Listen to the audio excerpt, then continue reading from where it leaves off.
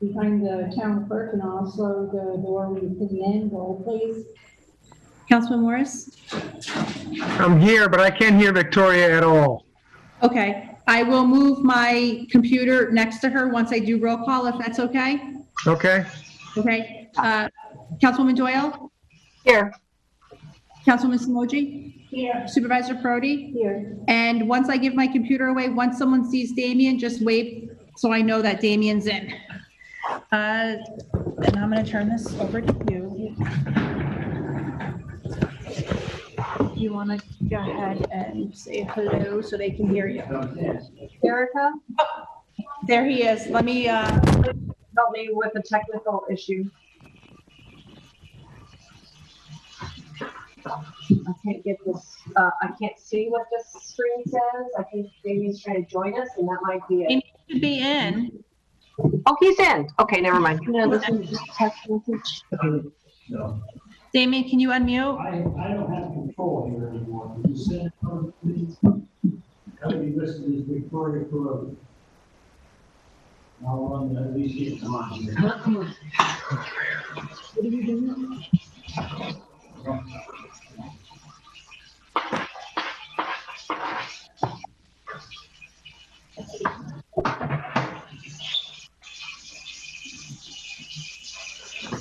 I'm muting. I don't have control anymore. Because I'm trying to unmute him and it won't allow me to unmute him. Let the record reflect Damien is in. Damien, I do note that you're in the meeting. We have not begun the meeting yet at this time. All right, I got it back here. Yeah, I don't have control. All right, so you don't. I got control now. Can we have sound? Greetings. You should be on now. Morning. I'm on. Okay. I'm unmuted. All right, thank you.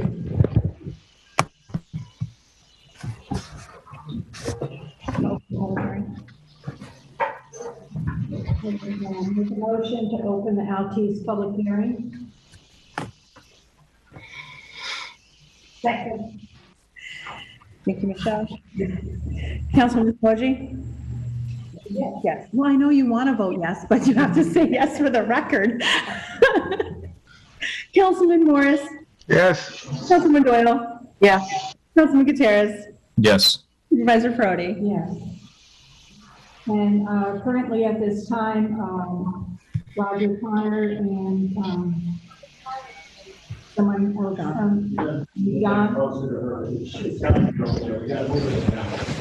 Okay, and at this time, Roger Connor and John from Altice will be speaking at the public hearing, and then we'll take up. Okay, great. This is John Delahan with Altice. I'll just start it off. And, you know, the way I envision this happening is first I'll just give an update on the customers that spoke at the last hearing. So the customers that were looking for service on 343 and other areas. So I'll speak to that first. And then we can sort of move into a general overview of the franchise agreement, if that works for everybody. Yes, go ahead. Okay, so first, on the customers requesting service, I did work with our design and construction team. We received 7 customers looking for service.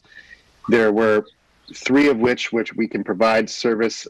We know we can. We have surveys in hand. There's another 4 that we have to conduct surveys. But I know the main concern was contribution costs to get to these customers. For our records, I didn't see the highest contribution cost requested was $1,900 from what I could see. So what we're going to do is have, and I'll stay well entrenched in this process, but have a sales representative reach out to each customer and our design team to have surveys for those that don't. And then for the customers that we have existing surveys, and particularly I can just call out Barbara Mealy and Craig Mealy. I think they're on 343. They will have no contribution required to get service, and the reasoning for that, I think Barbara was mentioning a high price point in the past, and we've evolved as a company sort of on how our contribution comes to be. So years ago, a lot of these requests have, at least our records have, dates from 2004 or sometime back. So our policy has sort of evolved to where we used to ask for contributions to extend our plant for elements within the public right-of-way. We no longer do that. So the only requirement on contribution point is when, as I think I mentioned last meeting, is once it's beyond the 150-foot drop from the public right-of-way, then there's the customer contribution element. So we are working to get these customers, connected with service. It looks like for the area of 343, where most of the customers are on, there is some pole licensing needed and possible make-ready work. So it won't be something where we can sort of turn them on next week. The pole licensing process in sort of normal environment is about 120 days. So, that's the framework just to get the license, and there may be make ready from the power company or someone else to move their facilities to allow space for us. But with that said, I just didn't want the expectation that we could sort of provide service tomorrow. But we will be moving forward to work with every one of these customers to have a solution to provide service. So I'll just pause there and see if there's any questions on that front. How many residents are you,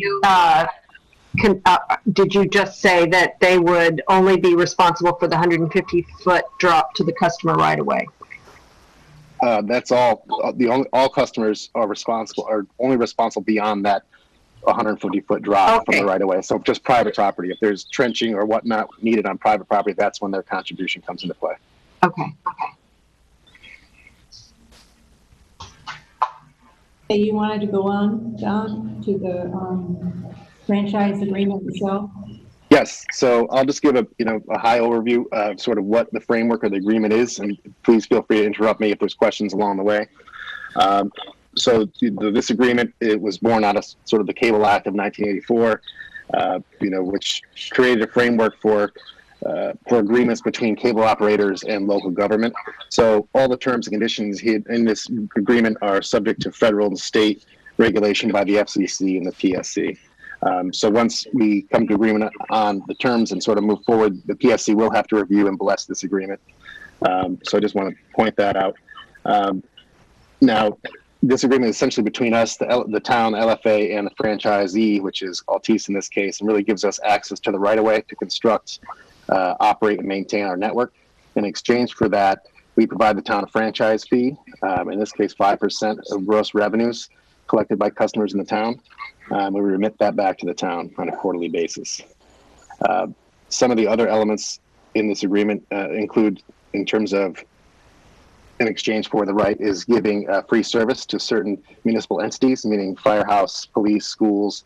As example, we give free service to those. Now, this is again, I just want to highlight, this is a cable television franchise, so it's cable television video that we provide free service on.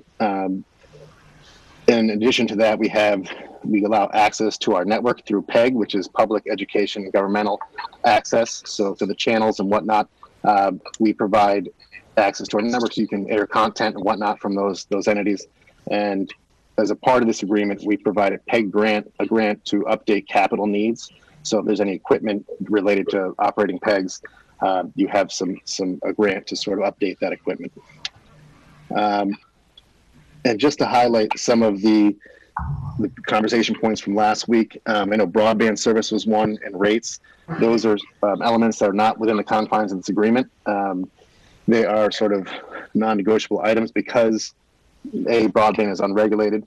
But I did want to highlight that there is language in the agreement that speaks specifically to if any terms or conditions evolve or change in the life of this agreement, we have to adhere to that. So that means, say, broadband, for example, we've heard a lot about net neutrality, whatever it may be. If the FCC deems that broadband service to be a regulated service, we would have to abide by that.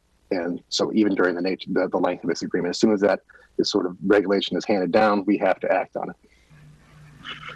And in rates, this is an effective competition era. So that means the FCC deemed effective competition in all areas. So that means you're no longer rate regulated. So we don't have to justify our rates to the New York State Public Service Commission anymore. And the rationale behind that is that there's satellite, wireline, and wireless providers enough in most of our footprint to sort of deem effective competition. And on that point, I just want to I know there was some question about rates in our last meeting, that rates we have in Amenia are the same rates we have in Brooklyn. So it's not as if the rates vary between municipalities. So you benefit from the competition, the wealth of competition in Brooklyn and the Bronx are, most saturated markets here in Amenia as well.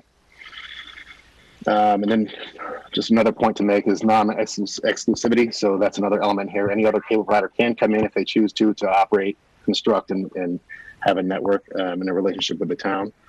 This is not an exclusive agreement. This is a 10-year term that we're talking about. Now, there is provisions in the agreement that allow for annual review by the municipality, so they can do somewhat of an annual review performance on us. So call us in, sort of ask questions, and so there is sort of a checks and balances as this progresses. So I'll pause there. I mean, there's other elements in the agreement, more, liability and insurance and those sort of things, but I'll pause there and see if there's any questions. So is the 10-year contract non-negotiable? That seemed to be an important point to residents. No, you mean the length of the agreement? The length. Yes, it is negotiable, yes. Okay. I think the longest it can be, I don't think there's typically the longest it can be is 15 years. So we do have some 15, 10, and 5.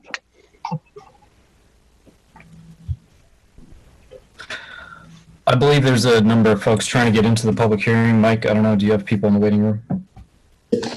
Yeah, but we were waiting until John spoke so that he could explain the franchise agreement itself and also what the follow-up they did.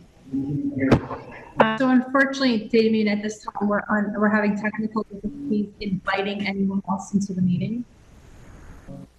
So anyone that's watching at home, if you'd be so kind to please try calling in following the following. We can try if you dial 929-205-6099, see if they can get in. If not, those that are watching, if you dial 345-559-4797, I can handle one call at a time.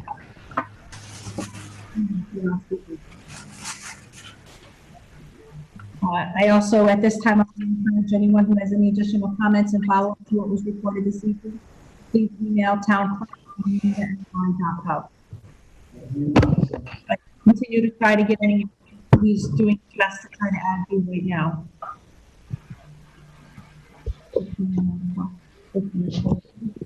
He's fine.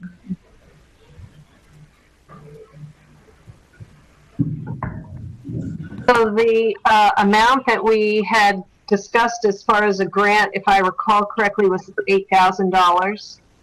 I don't know if Victoria is available to describe how she arrived at that number, or if that's a number that you guys threw out, or if that's what we used last 10-year. It sounds vaguely like we did $8,000 to $10,000 for equipment, right? To improve equipment. Right. That's correct. So she asked for 8. Is that the idea?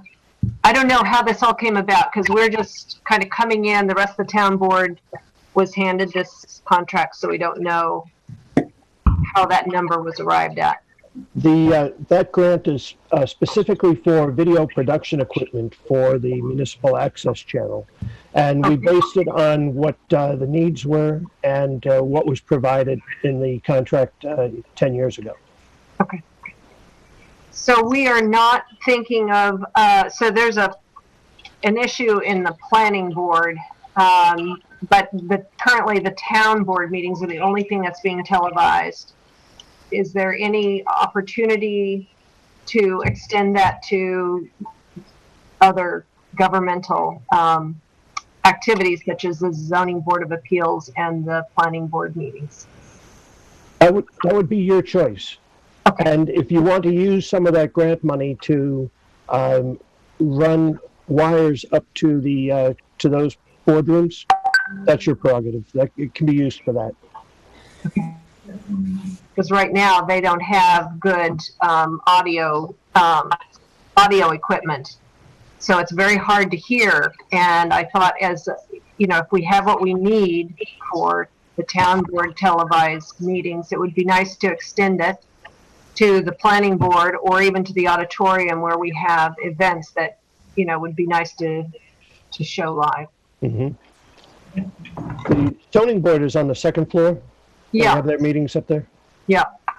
So you just run a cable on up and then duplicate the equipment up there, or not even?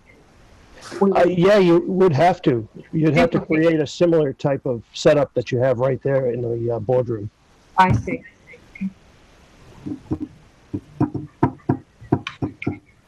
So anyone that's watching, 373-8860, extension 112. We'll put you on speakerphone. I'm going to let Mrs. Brown know right now. Or if Damien, if you're texting her. Well, I certainly hope we can afford to buy a couple of more laptops so that we can get all of our town board members a camera and a good audio system so that we can hear them. But I doubt that was included in that $8,000 bid. I mean, it seems like we're lacking a few pieces of equipment right now, tonight. Don, what was that? Yes, this is embarrassing. Don, what was that phone number again? 373-8860, extension 112. 373-8860. Why is it that I can hear Damien and Vicky and Roger and John so easily, but I can barely hear Dawn Marie and Victoria? Exactly. They don't have the computer, right? With the video camera, the laptop? Yeah, The $300 laptop that we decided not to buy? Currently, I'm using my $1,000 Surface, my personal Surface. So if this was directly right in front of me at my workstation and not in the middle of the table, I think we would have a different conversation. As we started the meeting today, it was because we're having technical difficulty. I have trouble with Zoom. He's having problems with Zoom. I need to shut down and restart. He'd like to shut down the meeting and restart. But we're not doing that. Don, again, sorry, 845-373-8860. Extension 112. 112, okay. I'm going to mute and make a phone call to some of these people that are texting me. Okay, so do you want us to sign off and restart or wait? Do you guys want to go to your office? Can I go to my office? Or do you want to just continue the meeting?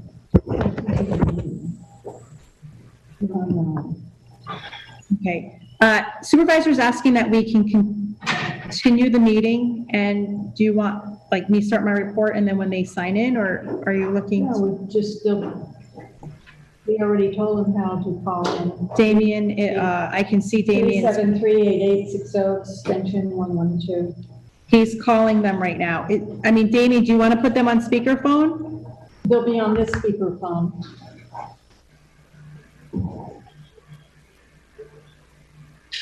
He's on, I can see he's on the phone. Like, I can see him.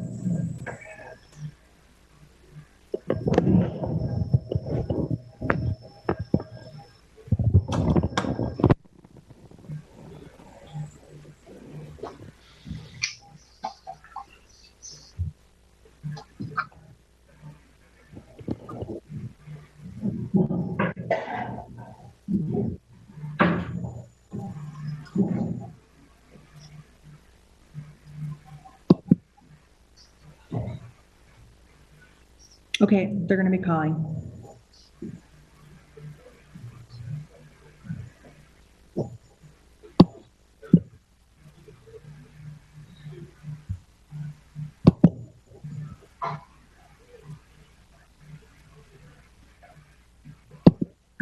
Damien got muted.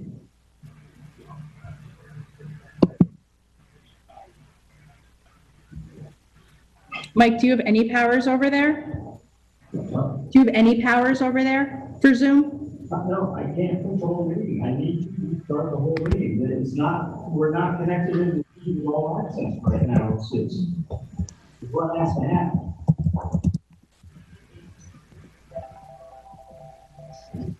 have people sign back in. Hello? Hi, Craig Miley and Andrew Wall. Okay. We can hear you loud and clear. Go ahead, Barbara. Well, I'm not sure what's happening right now. You guys have been conducting the meeting for the last 43 minutes. No, actually, we haven't. We had some technical problems. Go ahead. Well, I'm not sure what the agenda is. I mean, I think that I think it's supposed to say the renewal agreement and, We're in the public hearing right now, so whatever you have to say about the LT's agreement, go right ahead. okay, great. Well, are the LT people on the phone? Yes, they are. Okay, greetings. One of the things that I take away from the last meeting was, the substantive process. And one of the process issues that I want to talk about is the changes in the new agreement, the new proposed agreement is compared to the prior agreement. And I did a comparison of some of the provisions, and there are few provisions where I would say generally the changes. Me neither. Go ahead. I would say generally the changes look like they were, requested by Altice and are, as you would understand, they would request changes that are beneficial to them.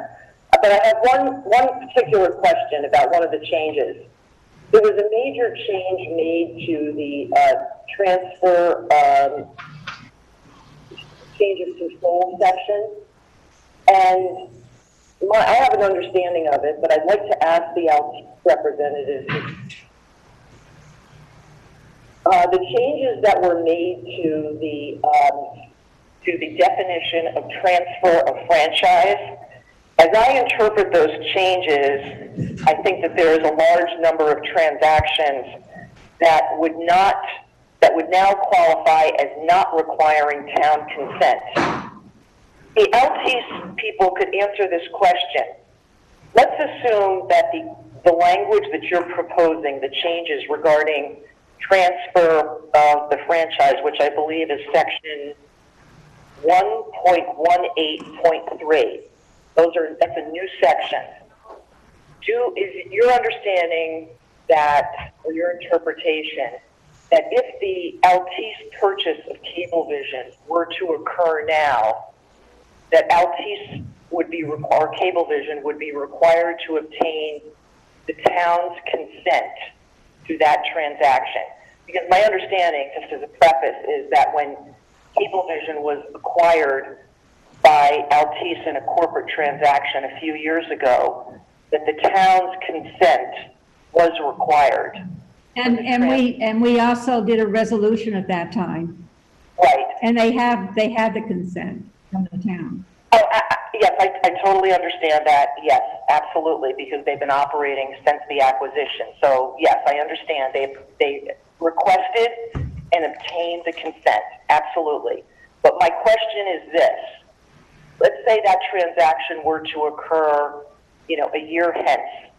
Let's say this agreement is approved and that transaction or a comparable transaction occurs. Would Altice need to have the town's consent in order to transfer the franchise agreement? And the reason I'm asking this question is, my view of that language is that they would not be required to do so. Did you hear the question, John? I did. So the town would be required. We would be required to get town consent under section 7.1. If you read that, it does say it's based on 3 criteria, right? Technical ability of the purchaser, financial ability, and good character. So there is language in there that says specifically that no transfer of the franchise shall occur without prior consent from the municipality. So I'm not exactly sure what language. 1.183, if you have it in front of you.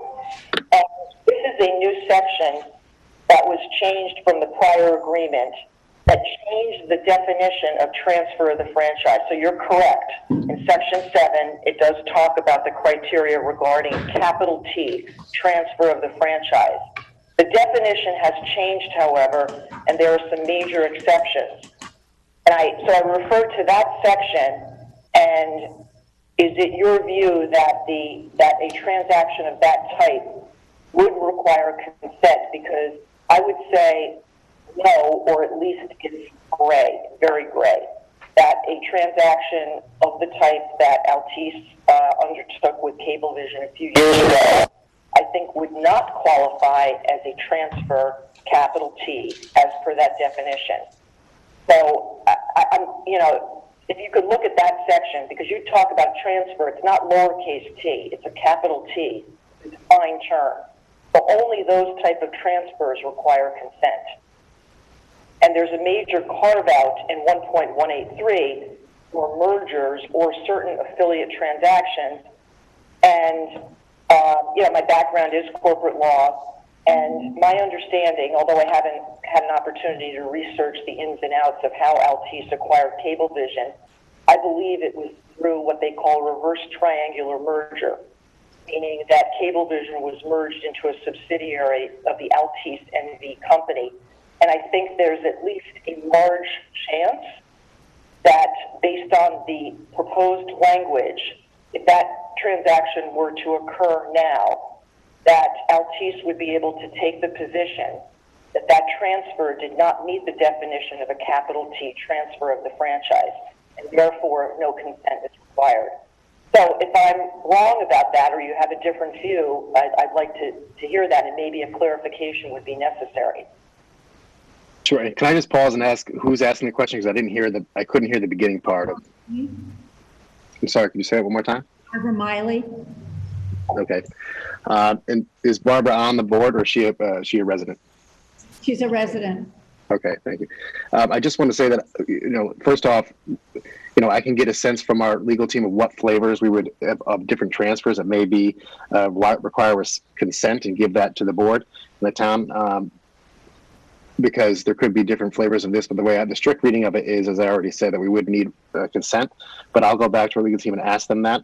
And we don't negotiate, sort of right now in public sphere, but I can give that back to the board and they can respond to your comments.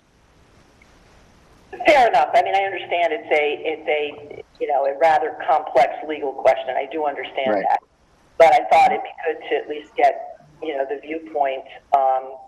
Again, this is not something that I've studied in detail. I haven't looked at the Altice securities filings, but I am familiar with these type of acquisitions, and they are usually accomplished through a merger. So that's why I raised the question. But fair enough. I do realize this is a complex legal question.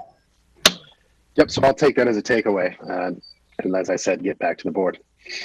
Yeah, that's exactly what the public comment is. Right now, it's not a. Mike. We're going to take back all of the information and questions that are brought up in the public comment and bring it back to the board. Is there anything else, Barbara? No, I mean, I do have a list of some of the changes made, but I think that was the most important one. I didn't mean to put the Altice representatives on the spot with a complex legal question. It was more, to raise the issue for further review. Okay, have you sent in your other questions or comments that you have? Well, since I just got the prior agreement, I will do that, by tomorrow. I have a list of some of the. What prior agreement was that? It's the 08 agreement. Oh, okay, the original agreement. Right. I did a rather tedious comparison of the changes that were made, and that was the most important one. Okay, so if you could send that to us, that would be helpful. Of course. Do you have any other public comment? Because we want to make sure we get to everybody. No, just, I mean, it's just, more, along the same vein as we discussed, as our comments last week. This issue, I would say since last week, not just this time, but just to emphasize again, that it looks like we're facing down. That means a longer period of school from home, trying to conduct business, students trying to learn online. And I just think that, pressures of, telecommunications one and what it means to live without one will just be exacerbated. So it's just, it's really in that same vein. And, we're just asking for the privilege of signing up basically for cable service from Altice. We just would like service in our little area along the thoroughfare, along the main highway. And, I reviewed the agreement, and even the proposed agreement, would not protect us. I think I should need to make that very clear. The older agreement and as well the proposed renewal agreement would not require Altice to provide service along the main thoroughfare. There are a number of exceptions regarding footage and, where the feeder cable ends, and I believe the feeder cable ends near Troutbeck. So just to, emphasize again the importance of making this issue known, and, we really need to have good telecommunications service on our end of town. So I'm sure other people have comments, so. Yeah, thank you for your comments, and we appreciate your sharing your expertise in this. Thank you. Thank you for giving me the opportunity to participate. Oh, absolutely. Good night.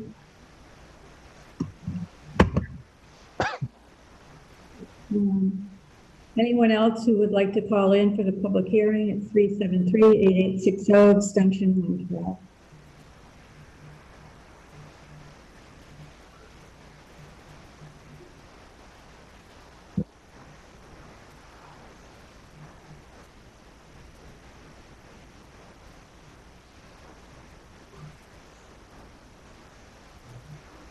Can somebody unmute Damien, please?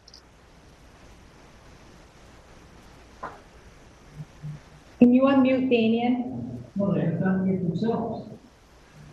He cannot unmute himself. No, it's only admins have the right to unmute. Sorry, thank you. We can hear you, Damien. I just was unmuted. Oh.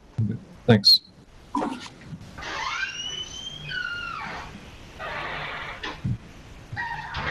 Do you know if anyone else is be calling in, Damien? I haven't gotten any emails other than Barbara's. I do think we need to redo this public hearing since we haven't advertised this new number appropriately. But I don't have any other requests to speak by email. I mean, we did go through when Mike was able to reset. He had no one in the waiting room, nor did I. So everyone that has been in for the waiting room is in, and have the option to call it on the number that is in the advertisement. Just so you know that. If anybody else wants to comment.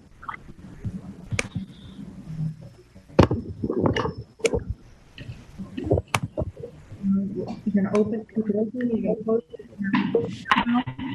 Anybody who is unable to call in tonight, still send their comments.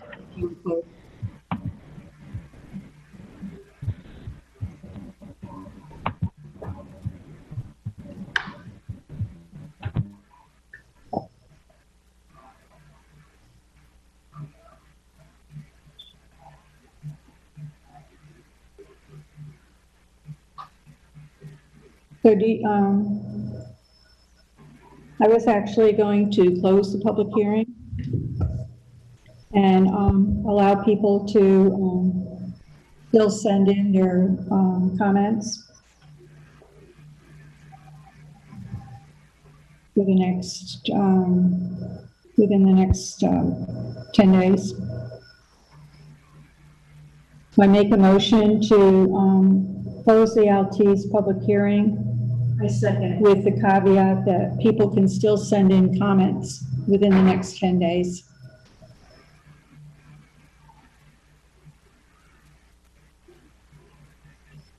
Was there a second from Michelle? Michelle, yes. Okay. Thank you.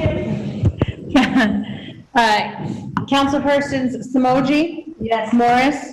Yes. Harris? Oh, he's muted again. Why does Damien keep muting? Stop muting yourself. Sorry, I have a 3-year-old. I'm trying to be polite. I'm sorry. You love her in the background. Leave the noise. It's okay. I vote no. You won't know. Yeah, Councilwoman Coyle. No. Supervisor Perotti. Motion carries 3-2. Supervisors. Now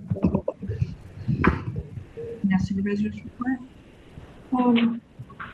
Public comment, but I wouldn't know to. There's no one in there. Nobody in the waiting room. Okay. So we'll go on to supervisor's report. One of the things I'd like to mention before we go to supervisor's report is that the governor's executive order regarding having virtual meetings, I believe, expires the first part of August. So the town board would be able to have their meetings here with the proper social distancing for the August meetings. I couldn't hear you. I'm sorry. It sounds like we're going to meet in person in August. Yes, the executive order extending the open meetings law expires the first part of August. So what other towns have been doing is that what we would do is put another set of tables so that we would have appropriate social distancing in here, so that we would be all meeting here and not do virtual meeting and Zoom, if you're agreeable to that. I'm agreeable for in-person because I can't hear a lot of what goes on. I think anything is better than this, really. Masks, fine. I don't mind masks. Let's just get into Sure, let's do it in person is much better. Okay, so the August 6th meeting will be in person, and we'll have an extra set of tables in here so that everyone can properly social distance. Okay?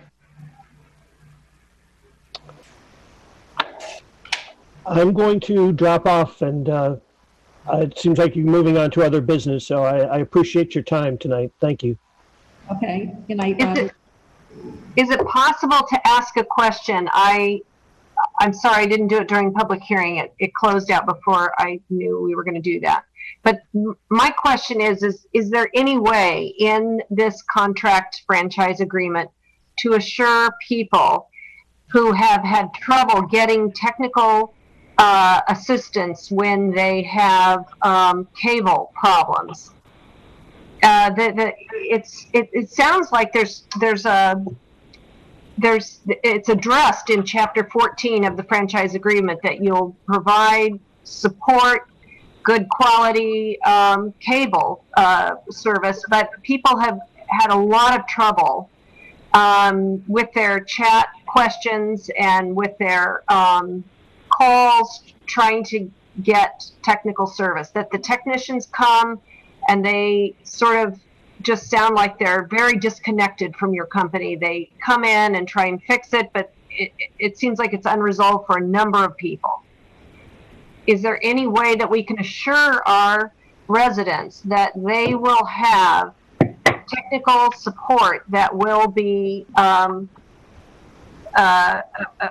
helpful, that they will actually solve the issues? I don't know what the problem is, but we don't have great service for some reason. It's a weak channel. I have to be physically connected, and my Wi-Fi doesn't have enough strength to get service everything. So there's one problem. But other people have trouble, like when we try and stream certain news channels, it just can't handle it.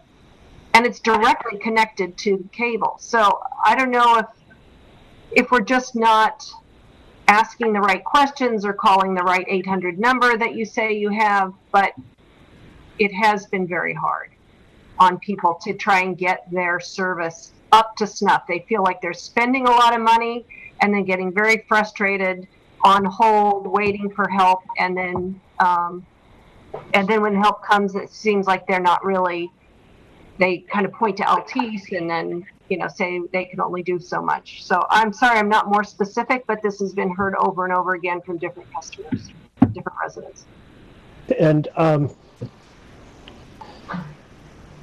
know we're in extraordinary times, and we are pushing the infrastructure of the system as far as we can because of the increase of the load that's on the infrastructure. I see. But my understanding is that if you do get calls from specific people, that they will be addressed. If you pass them along to John, he will address those individually, because every home has unique circumstances in terms of the service going into their home or how they're using it in their house. And John, did you hear Vicky? Oh, he's got to be unmuted. It needs to be unmuted. Mike?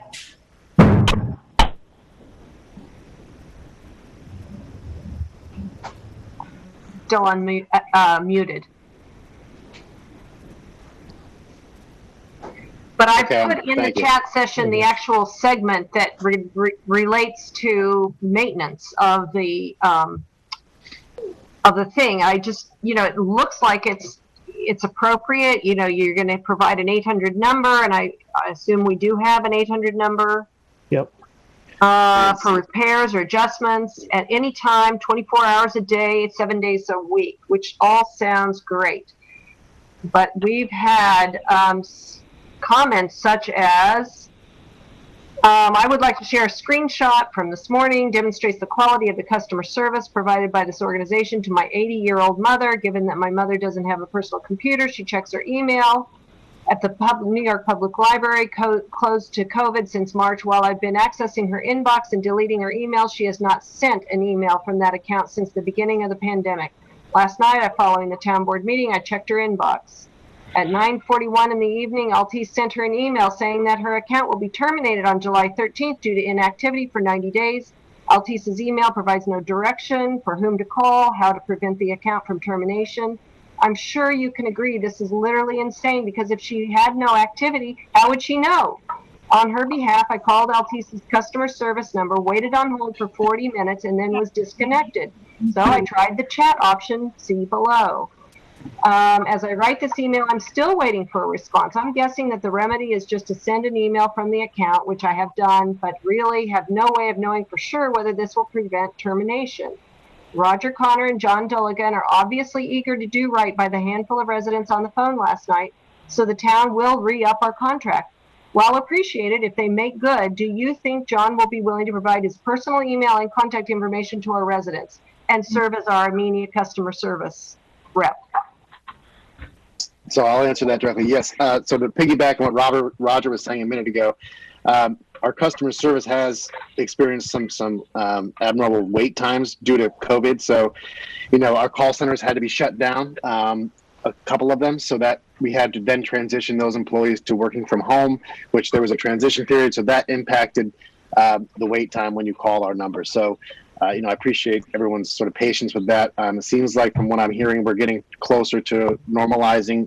By the end of the summer, we think that things should be back to what we're used to seeing when we call and get responses.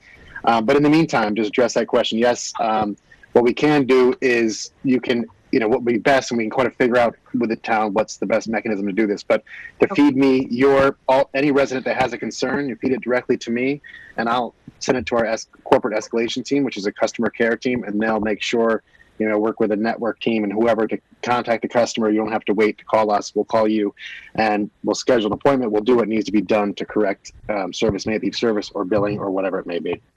I know, there are 2 or 3 people I know have had long-term, long-standing issues, and maybe if we can just try and solve those, find out if it's, their issue, Altice's issue, and then I guess I would be for revisiting this in 5 years. I know you say annually we can have a performance review. I don't know to what degree we are able to say, gee, this never worked out. Those residents on the Miley still don't have service 5 years down the road.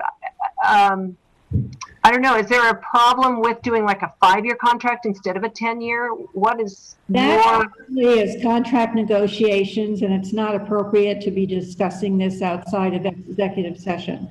Okay. So I could just say that, you have I'm your liaison to the company. So, I'm not going anywhere. So you have my contact information. So there's customers I need, their address and contact information, obviously along with their name. And that would give me enough I need to kind of start the process to get underneath what's happening with whomever's having, service billing, whatever it may be, any kind of concerns. Okay. Thank you, John. So please email me directly. Yep. I will.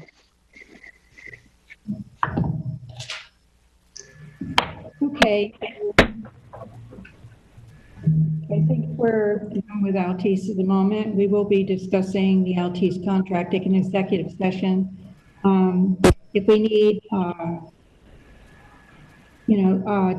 have Roger in on that, we'll have Ian text you and let you know. Okay. Okay, great. Thank you. All right. Good night. Bye-bye. Take care.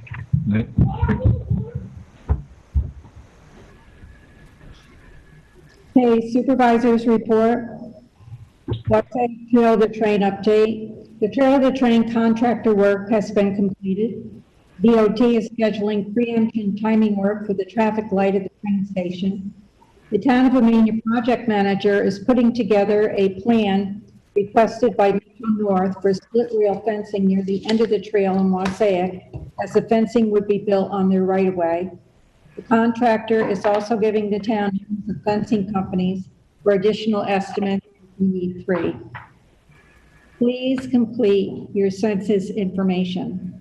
There is information on the website and on channel 22 on how to be counted.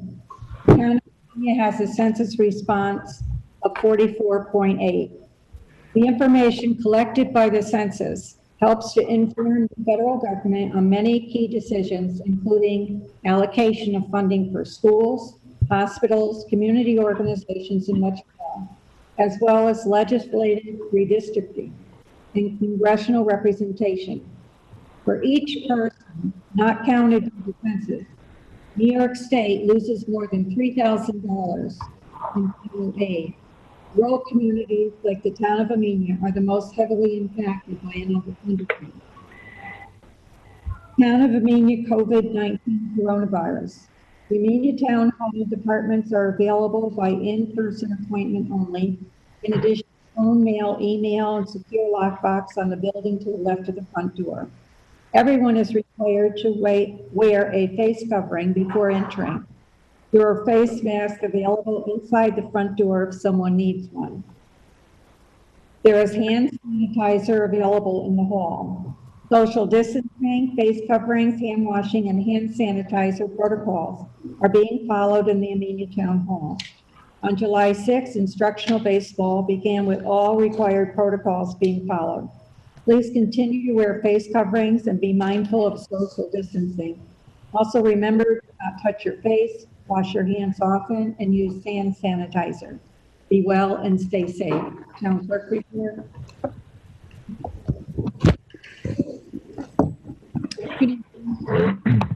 To the board, to July 2nd minutes. Has everybody had the opportunity to review? Yes, I have. Michelle?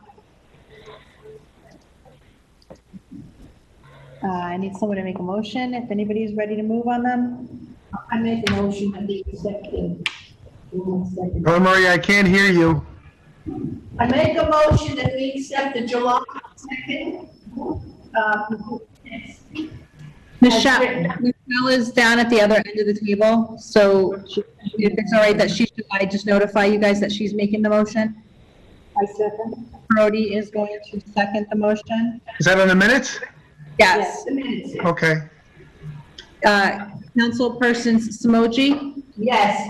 Morris, Yes. Doyle, Yes. Harris, Yes. Supervisor Brody. Yes.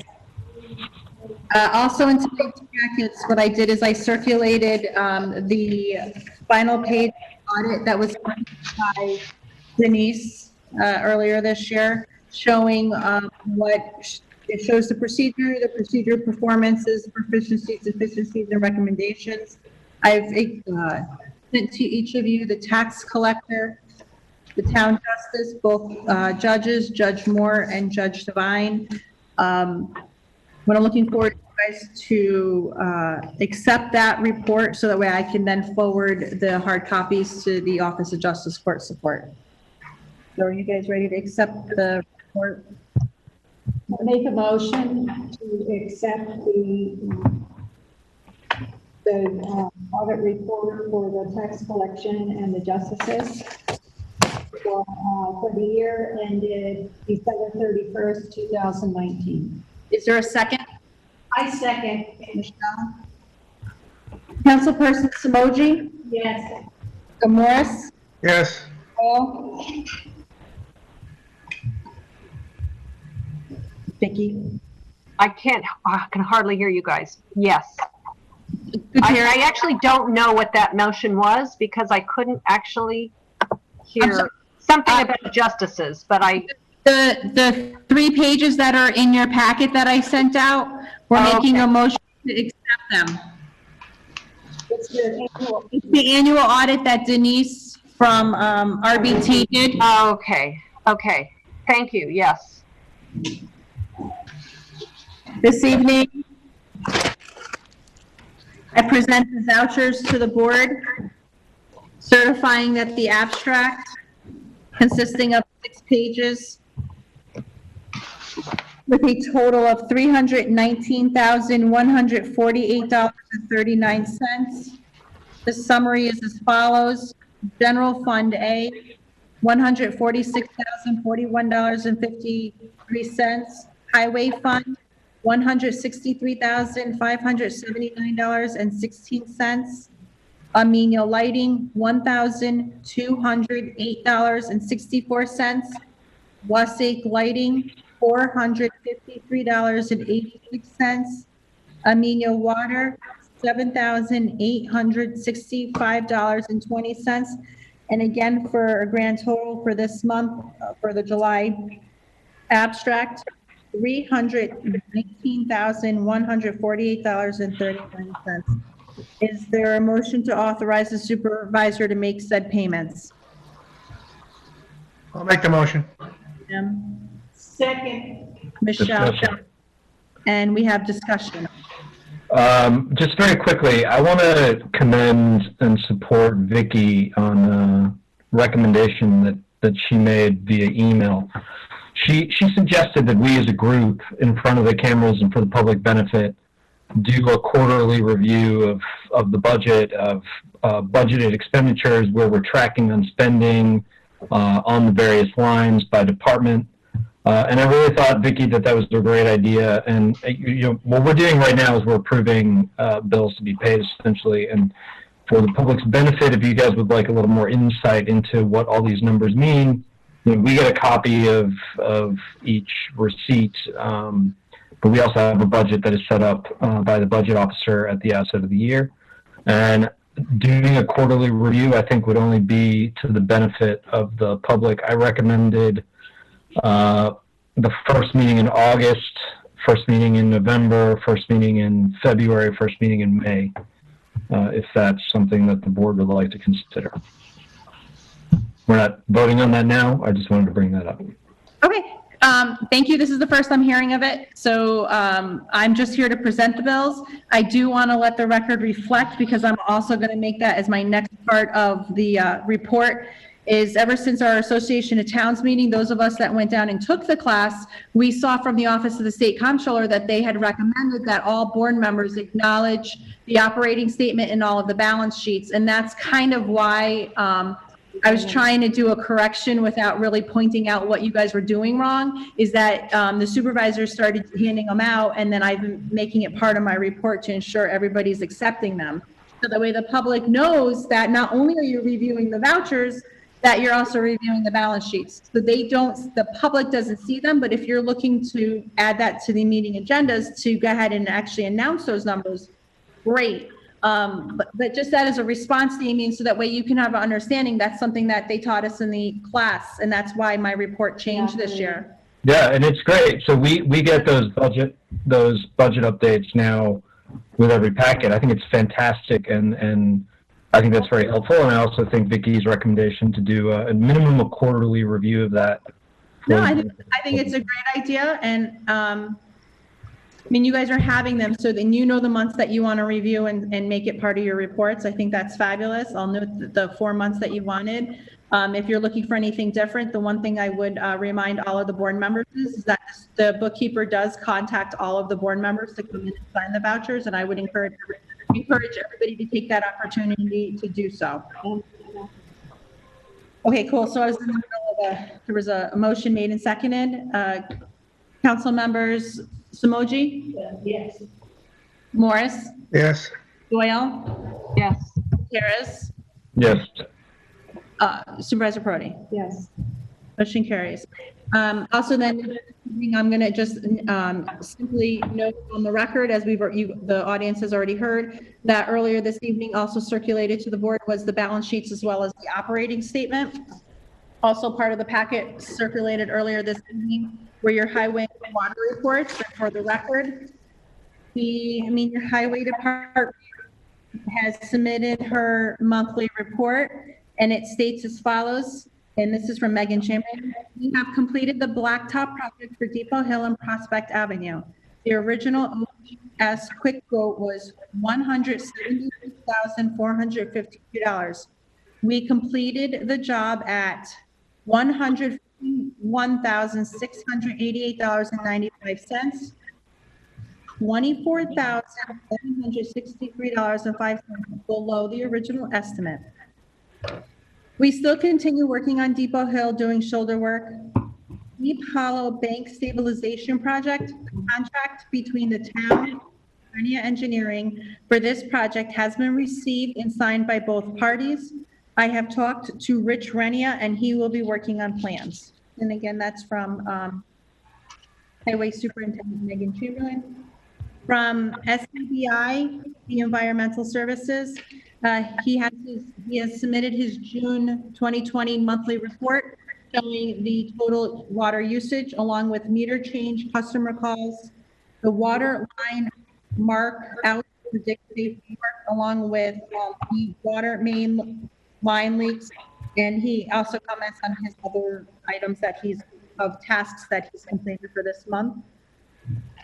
With those 3 items, the 3 items being the financial report, the highway report, and the water, is there a motion to accept those reports? I make a motion that we accept those 3 reports. Michelle is making a motion from way down there. You're way down there. Second. Supervisor Prodi, second. Is there any discussion?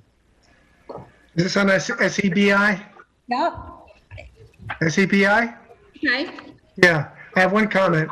46 Lake Armenia. Armenia is a country. It's not our town. Marco, if you're watching or Not Armenia. Yeah.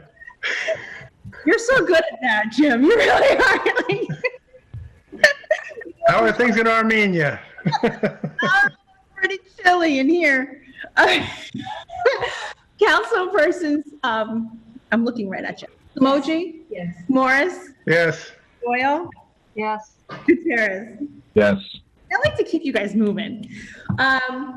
Before I do my first resolution that I have, just before the start of the meeting, I did circulate to all the board members. We received a letter regarding a comment on hazardous conditions of a particular parcel located within the town of Amenia. I do want to let the board members know that the supervisor, the building inspector, and myself have already had comments, and I've prepared the response to, you knew what the responses were, that, and in summary, I just want to let the public know, anytime that we receive a letter where you're sharing comments, questions, concerns, or you want to point out potential hazards or issues, the town board does take everything seriously. As soon as I receive it, I share it, I immediately speak to the supervisor or whatever department it's related to, and we do prepare a response.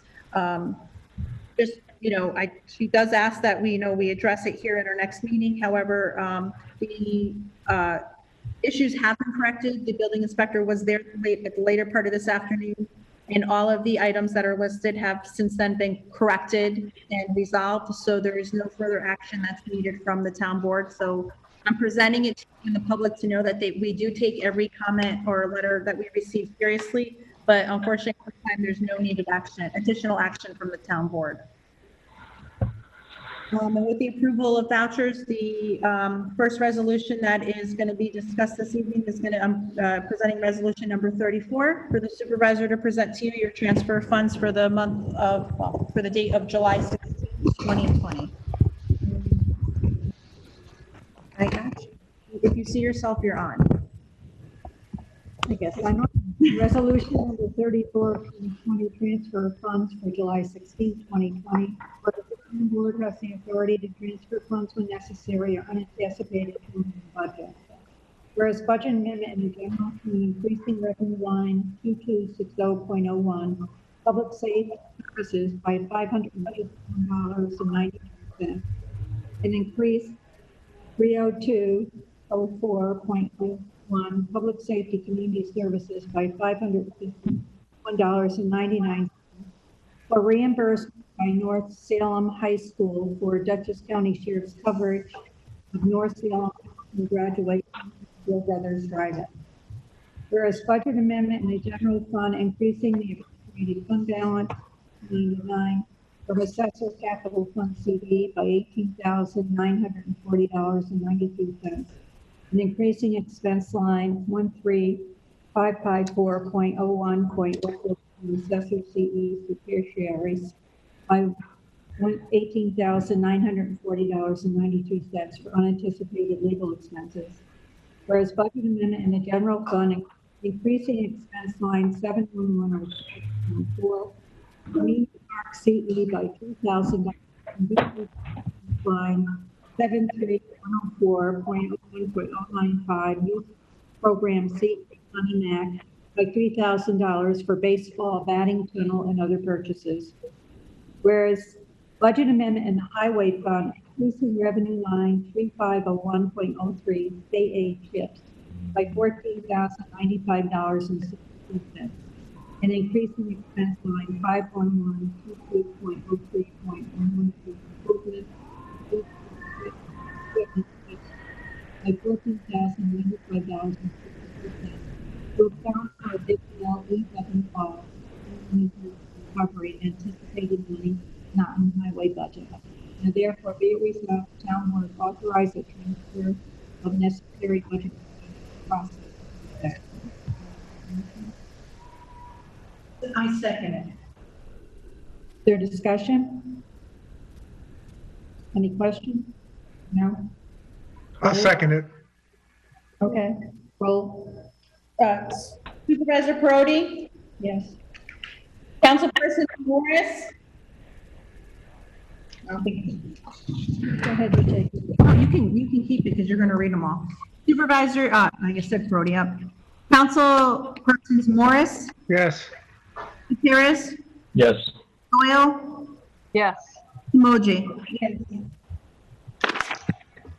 Okay, resolution number 35 of 2020, resolution waiving all building fees set by the town of Amenia for the renovation of the Amenia Free Library.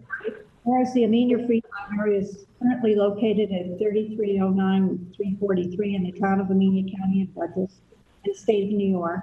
Whereas the Amenia Free Library Association will be applying for various building permits from the town of Amenia for the expansion and renovation of the current library building. Whereas the Amenia Free Library has been the center for information services within the town of Amenia. providing books, media, public meeting spaces, and highly trained and committed employees to the town of Amenia, to the people of the town of Amenia from 1919 to present day. And whereas based on the services provided by the Amenia Free Library Association to the town of Amenia, the town board has determined that it is in the best interest of the town to promote the expansion of the Amenia Free Library and waive all town building permit fees in connection with the expansion and renovation of the library building. Now therefore be it resolved as follows. One, the recitations above set forth are incorporated in this resolution as if fully set forth and adopted herein. Two, the town board hereby waives all town building permit fees associated with the expansion renovation of the library building by the Amenia Free Library Association. Three, the town clerk is hereby directed to provide a copy of this resolution to the building department. Can I make that motion? Second. Yes. Supervisor Perotti? Yes. Councilpersons Doyle, Yes. Harris, Yes. Morris, Yes. Emoji? Yes, but I do have a question before. Is it going to be, the fire equipment, you know, what do they call that? The fire sprinklers. That's decided by the building department. That's decided by the building department? Yes. Oh, and I just wanted to be certain that the building. Yes. Did they hear the discussion?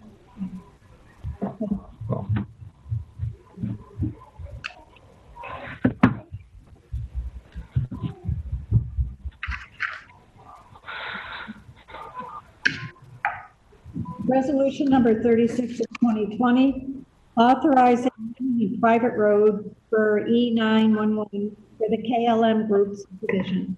Whereas Dutchess County Emergency 911 requires the naming of private roads with 3 or more residential structures, as well as newly created town roads.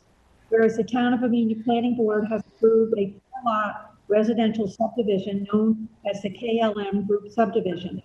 Whereas the Town of Amenia Planning Board has approved and authorized the naming of the private road as Spruce Hill.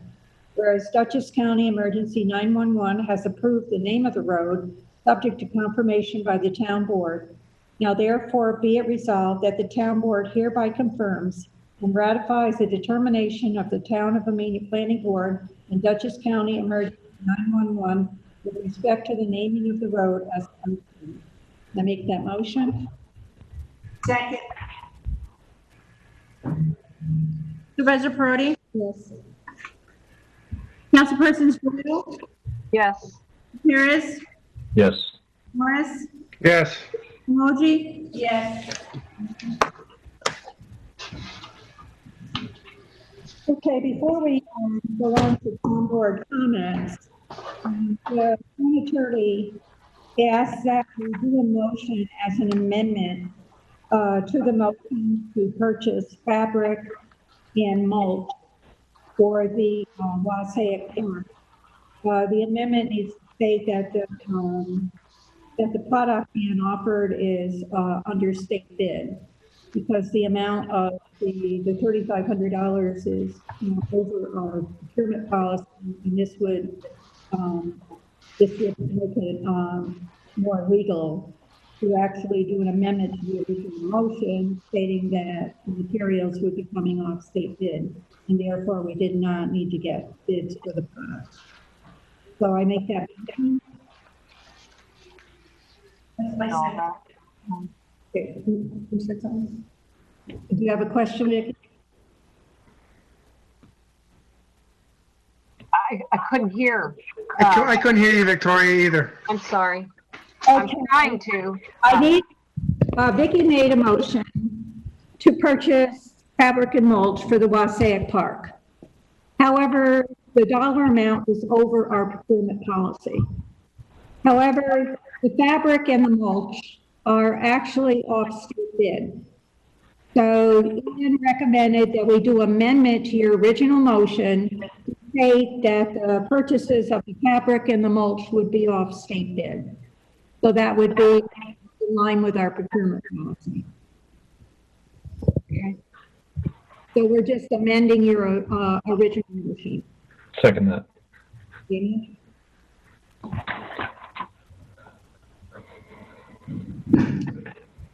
Councilperson Margie? Yes. Doyle? Yes. Harris? Yes. Morris? Yes. Regiprodi? Yes. Town board comments?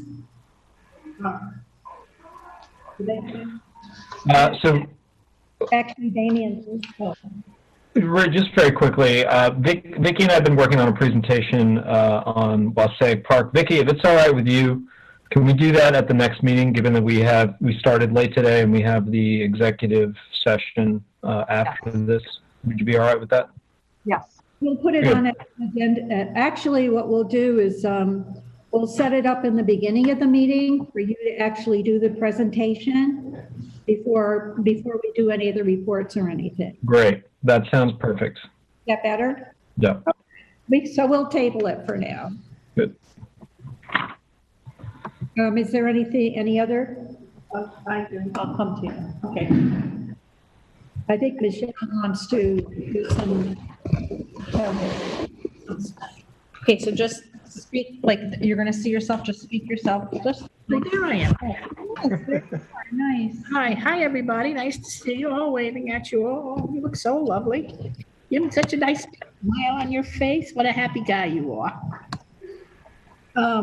Everyone, me seniors, this is mostly all seniors. So the reason I'm calling, saying this, the Amenia Town Senior Picnic going to be on Saturday, July 25th, noon. It's a chicken dinner donated by Tony Robustelli. Please call me at 877-9430 if you want the meal. Now, this is a pickup meal. You're not going to eat in the Wasaig Firehouse.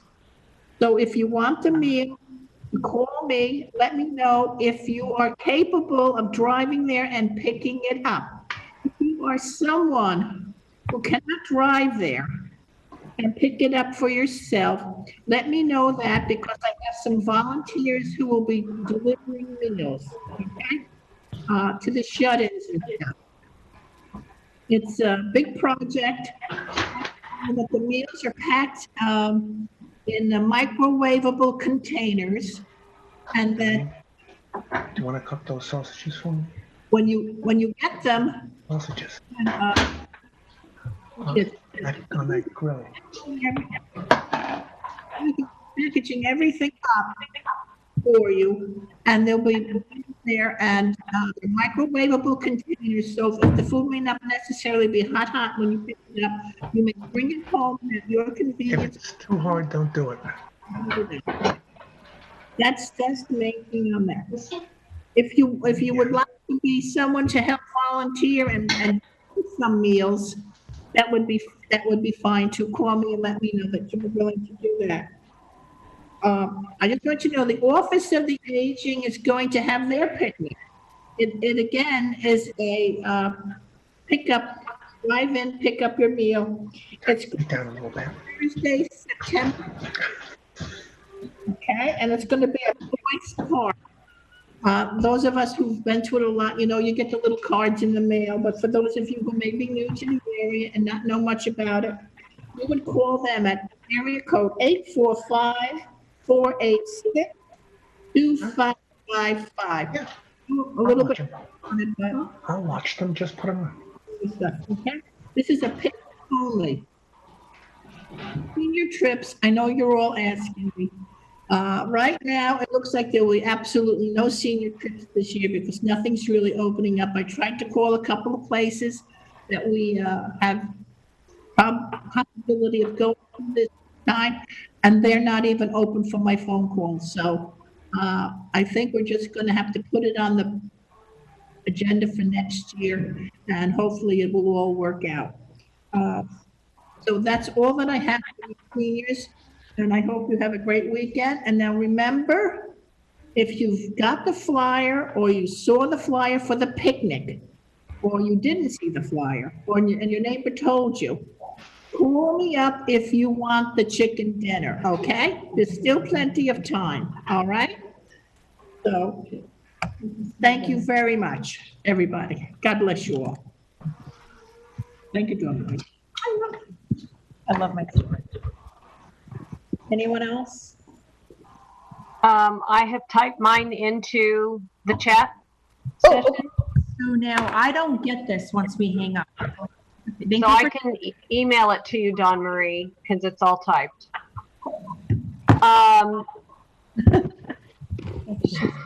She's gonna read. So my comments are, if you can hear me, that the Zoning Board of Appeals meeting for Monday, July 20th is canceled for lack of activity.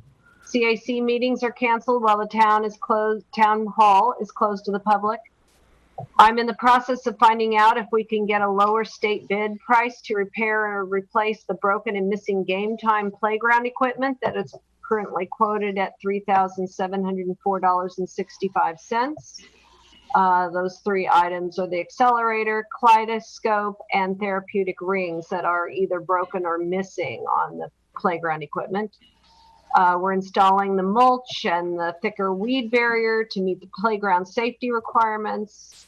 The broken and rotted section of the split rail fence alongside the rail trail entrance to the park is going to be repaired, it sounds like. Very good. It has been repaired. It has been repaired, thank you. I thought it was great, Victoria, that you forwarded us the information that our guaranteed sales tax, it looks like, is now $198,601 versus the budgeted $195. That kind of information, like the mortgage tax, that kind of thing is what I was really looking for. It would be nice to have a comprehensive year, July reckoning of, are we at 50%? I was pleased to look through the balance sheet. The operating statement, which gave me a chance to analyze, and I do it every month, but I think at the halfway mark in July is just a really easy, quick, broad brush look at where we stand in our budget, particularly this year with COVID and sales tax and everything being kind of strange. It would be nice to revisit it as a group. But I understand if there isn't time in a regular town board meeting. But I would think that if we even had a subcommittee, a couple of us look it over and pull out some interesting items, it would be good. And then we could ask the bookkeeper or Victoria, offline, and then come up with a report. But Actually, it's a good idea to hit the budget at this point because we're not going to be getting the revenue that was projected in the budget. I mean, we have no revenue from summer camp. We have no revenue from baseball. And I've been told that we are going to receive 20% less of the aid to municipalities from the state. Usually with the sales tax, the county actually did a local law where they capped the amount of sales tax money that would go to the towns, and the capped amount is the amount I sent you. However, for the last 2 years, since they received a lot more sales tax, they actually sent us bonus payments. But it did not make sense to me to count on those bonus sales tax payments and just put what we knew, we were absolutely going to get. But, with building permits, construction was halted for a while through COVID. COVID has affected a lot of things. We've had to order more supplies because we've had to order wipes and plexiglass and whatever we need to order, to protect our staff. So, we're probably going to go over what we had budgeted for supplies because of the COVID crisis.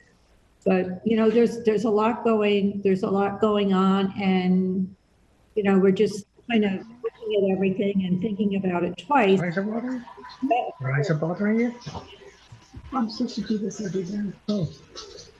That's the kind of detail that I would appreciate hearing an update, particularly, you know, at halfway or quarterly marks, just to keep us aware of what we might not have noticed in the budget that you see, Victoria, being here day to day.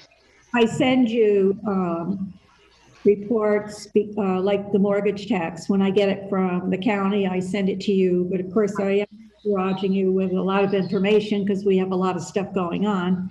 That's right. But, you know, it would give us a chance to take, you know, that report and, you know, other information we get from the county, we get from the state, and, you know, and see where we are. But we're, you know, from now to the end of the year, we're going to have to be kind of careful. Right. Yeah, Vicki, I agree. As I mentioned earlier, I thought you had a great idea. I would just say that I would not want that to happen in a subcommittee. I would want that to happen at the town board level so that all of the electeds can be aware of the, you know, all of the details, and so can the public. A lot of our subcommittee meetings are not publicly broadcast, so that would be my only point. You could make it an agenda item, and, you know, any particular parts of the budget where, you know, you had any questions, you know, I think that would be a good idea, because I'm starting the whole thing over again in August. I mean, that's when the worksheets go out to all the departments. Right. It's actually a really good. Right. So the only other is, can we institute a fine for illegal dumping and then post signs along roadways where dumping occurs on a regular basis? I'm sorry, I've been on this town board a long time. This has come up over and over again, and I still don't know the answer to it. I'm kind of embarrassed to say that.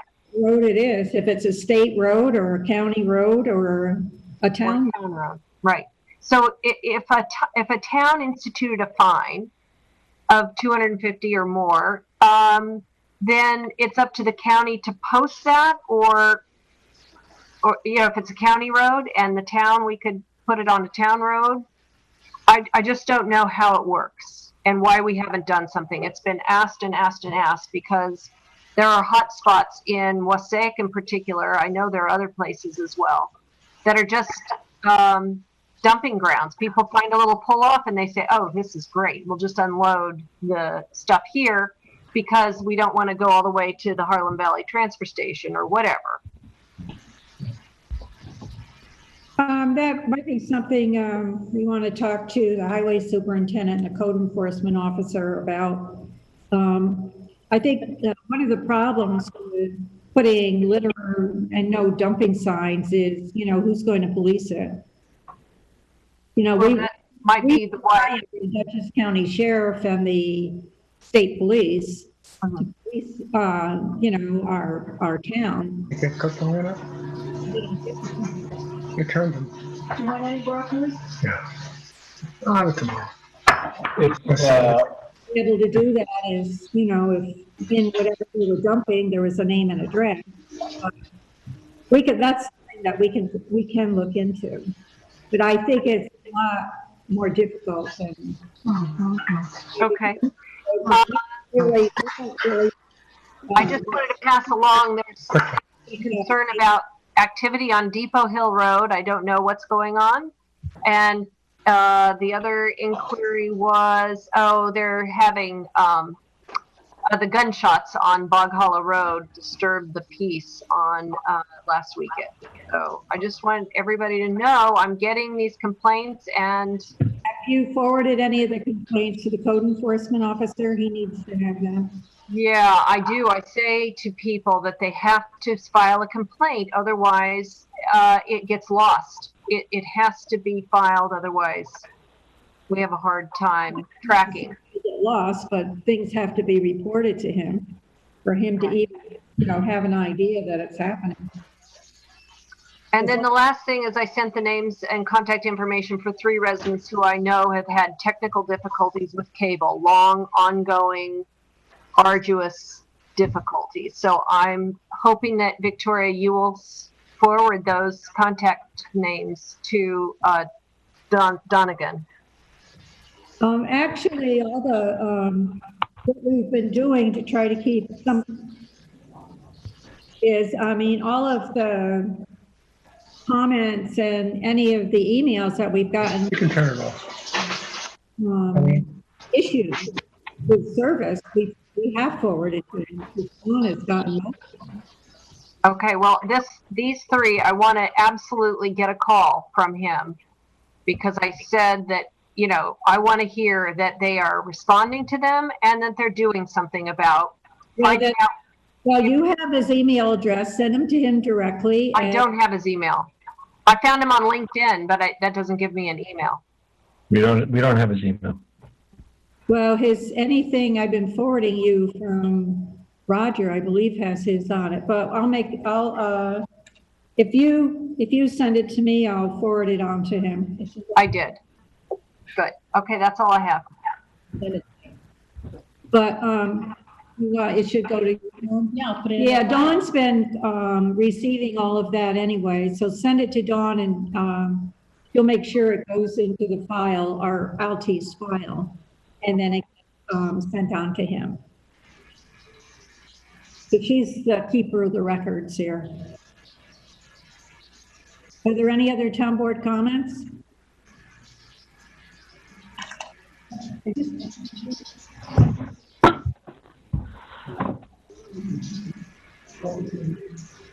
People should be aware that there are mountain lions now. You want me to say that in the computer? Michelle wants me to tell you guys there are mountain lions. Mountain lions. You be careful, so maybe if you're hearing the gunshots and stuff, that's what they're doing. Oh, she said. They are. She would like me to share with you that you may be hearing gunshots because of the mountain lions that are reported in Amenia. I think mountain lions might be a protected species. I'm not sure we're supposed to be. Just sharing the comment. This is what me to computer back down. I mean, look, if it's wildlife update time on the town board, I would like to let everybody on Old Route 22 know. That's not, okay. Okay, go ahead. This seems okay. Okay, we have one more thing to need to do is to authorize the purchase of shirts and hats for the children that are doing the instructional baseball. But before she does that, I would like her to, there are some shirts and hats up in the recreation storage room. So before any purchase is made, but, you know, if they aren't ones that they can use, you know, I want her to have the authorization to order them if they're needed. Yeah, motion? Yes. For a second? Second. Can you do roll call? Yeah. Councilwoman Samoji? Yes. Gutierrez? Yes. Doyle? Yes. Yes. Jen? Who? You can Yes vote. or no? Baseball t-shirts. Did you call my name? Yes, we're voting. Yes or no? Baseball I t-shirts. couldn't hear you. Yes, I can't hear you.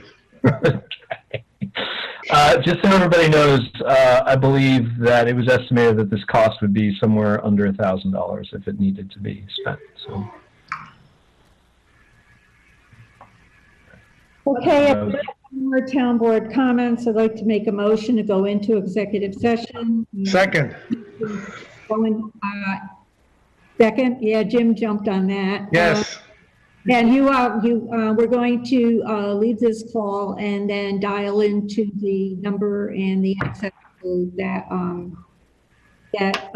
he and Linda are sent to. Okay. See you guys on the phone. Thank you. Bye-bye. You're not supposed to technically be all in favor on that.